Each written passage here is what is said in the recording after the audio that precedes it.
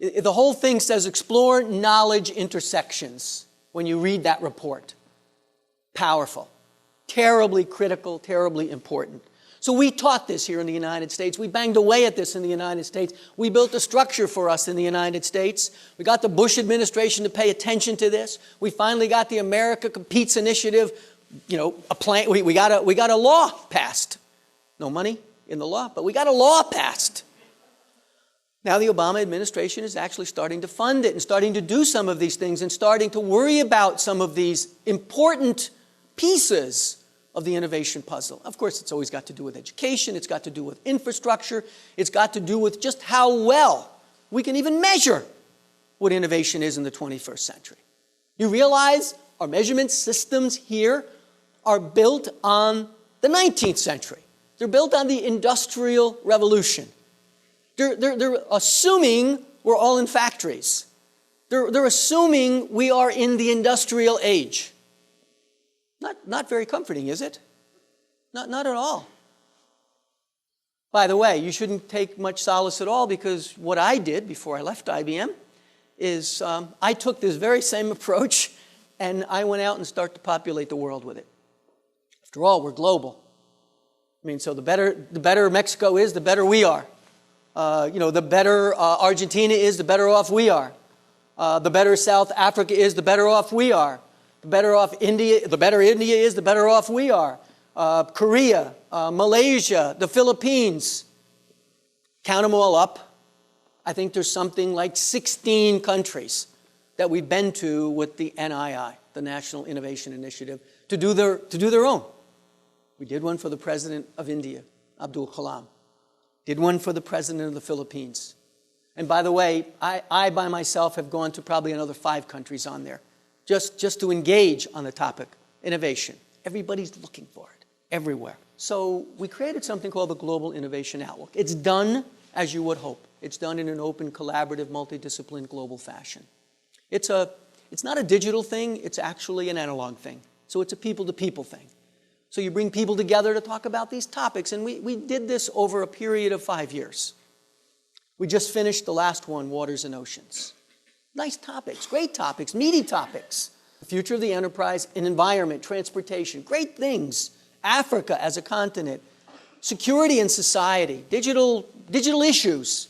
What do you do? When you're a citizen of the globe, who is worried about your identity? Who is worried about your persona? Who protects you if you're a citizen of the globe? We concluded a lot of wonderful things as a result. By the way, you can get all these reports off of the IBM website. You just go ask for them, click them, and I'm telling you, it's great stuff. You just pick one of them. Take Waters and Oceans. If you went and read the Waters and Oceans report, guarantee you at the next cocktail party, you will be the talk of the party. You will know more about, water, what's happening, why it's happening, where it is, what are we going to do about it, how do you make it cleaner. You'll know, for instance, that drinking that glass of wine is a better thing to do than drinking that cup of coffee, because it takes 1/8 the water to make that glass of wine than it does to drink that cup of coffee. I use that all the time, by the way. This is what we found. So we got to some conclusions. And the one that is the most troubling, these are pretty obvious, is this one. The one on the bottom. Without dramatic change, it is unlikely the institutions of higher learning, Marist, pay attention, will keep pace with the dynamic nature of work. So now we're getting to the point where we say, are we skilled enough? Do we have enough capability to do what needs to be done? I mean, look at the future of the enterprise. You know what we concluded about the future of the enterprise? Maybe it won't be the way it is today. Maybe the next 10,000 people you need follow a gaming model. Maybe the next 10,000 people you put on, are similar to topcoder.com. If you haven't been there, you should go there. Go to that website. There's 100 people in that little company in Salisbury, Connecticut. They got almost 200,000 associates, twiddling bits for them day in and day out. People who might work in your company, people who probably work in IBM, people who probably work in Marist. So instead of playing an MMOG that night, you spit out 100 bits, and you get paid for it in the process. They become annexed to your business. Maybe That's the model. And when you think about your children, your grandchildren, your nieces and your nephews, and when you think about how facile they are with technology, you say to yourself, my God, how are we going to challenge them? What are they going to be doing when they get to come to our businesses or start their own businesses or become our age? How are they going to reshape what's really going on? It's less about technology in a lot of these things, and it's more about the phenomena. For in that case, the phenomena is social networking. That's where the value is. It's not in my device, your device, I can connect, you can connect. It's not in Twitter, it's not in my face, it's not in Facebook, it's not in any of those things.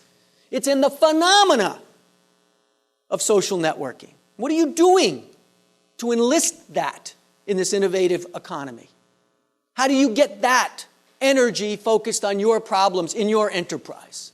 I worked for a year on Secretary Spelling's Commission for the Future of Higher Education. This is in 2005, 2006. She was the Secretary of Education in President Bush's second term.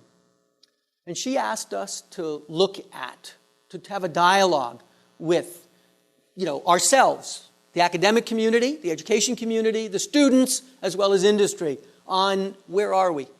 Where are we?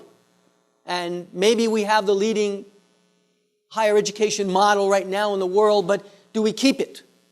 And what threatens it? And what's wrong with it? And what do we need to do about it? And we wrote a wonderful report. I recommend that to you. You can go to the education website and you can get that report, A Test of Leadership. But look at this. Government and institutional policies created during a different era are impeding the expansion of models designed to meet the nation's workforce needs. I made sure Arnie Duncan heard this, whether, I'm not a Democrat, I'm not a Republican, I'm completely unassociated and unaffiliated. But that was a good piece of work. And I want the Obama administration to understand that. You know what it kind of says? It says we could be in a lot of trouble in this country if we don't change fast. If we don't adopt different approaches to higher education, we could be in a lot of trouble. Oh, maybe Harvard won't, maybe Yale won't, maybe Princeton won't, maybe Caltech won't, maybe even Marist won't, maybe the top 500 won't. But do you know there are 13,000 other institutions of higher education in this country? 13,500. The other 13,000 could be in a lot of trouble. They could be especially the state-sponsored institutions, are in a lot of trouble. New York, California, I rest my case. There's trouble. There's trouble in that last 20% of the budget because it's not going to be there. So they're going to struggle to make change and they're going to struggle to stay alive all at the same time. Maybe that's not bad, by the way. I must tell you, a prescription for change sometimes when you don't want to change is a near-death experience. It worked for IBM. It's sad that you can't prescribe that as a steady diet, for change. That's not a good thing, but it works. Believe me, it works. It clears your mind. It makes you focus on what real value is when you're rendered irrelevant. There's no innovation when you're rendered irrelevant. Nobody cares. Nobody wants to listen to you. All right. All this because I'm building hope now. Okay, we're switching. I'm trying to build some hope back into you. So can you be in the hope side? You may take this to be a little depressing too, but it's true. And I didn't do this. Lots of people have accused me of doing this. I did not do this. Nor did you. We had little to do with it. It's just the way the world is working out. That's kind of what I say. I could give you very similar charts, by the way, for the globe. But what I say here is going on everywhere else in the world. What's happening? Where are the jobs? Where's the opportunity? What is going on? Do you ever think about this? You think about where the next 100 million Americans are going to go to work. We're going to have 100 million more Americans between now and 2050. Where do you think they're going to go to work? They're going to go to work in the agricultural sector? Anybody betting on that? They're going to go to work in what we call the goods sector. These are, the industrial sector, the manufacturing sector. They're going to work in that sector? Anybody betting on that? No. They're going to go to work in the services sector. Now, why? The why is terribly important. I don't want anybody to walk out of here saying, well, that's it. It's all over. Donofrio told us we're finished, we're cooked, we're done. We don't need to grow anything. We don't need to make anything. That's not what I said. There'll be people working in the agricultural sector. There'll be people working in the industrial sector. You just can't put more new people in those sectors because these sectors, by their very definition, are incredibly productive or else they don't survive. If you really want to look at the history, look back at 1800 when 90% of the people in this country, 90% of the people in this country were in agriculture. You know what we're going to close 2009 at? 1% of the American population will be in agriculture. Is it because there's no value in agriculture? Of course there's value in agriculture. I mean, it's what we consume it, don't we? It's because it's so phenomenally productive. It's gotten so productive that it can feed the world with the fewest number of people. Same thing is happening in goods. Same thing is happening in goods. If you don't like my U.S. numbers, think about the globe. 6.7 billion people going to 9.4 billion people by 2050. Where are those 3 billion people going to work?